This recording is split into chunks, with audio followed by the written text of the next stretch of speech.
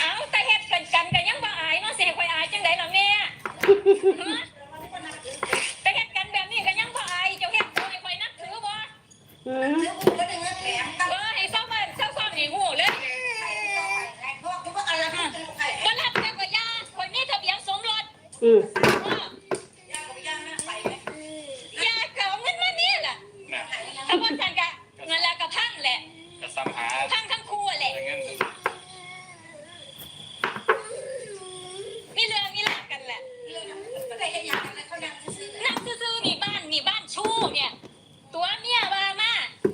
ทำไมมานี่ตัวจังได๋เฮาจะสู้จะสาวแล้วโอ้ยในประเทศไทยบ้านดองไปพักอยู่วัดใช่ล่ะคือว่านอนอยู่วัด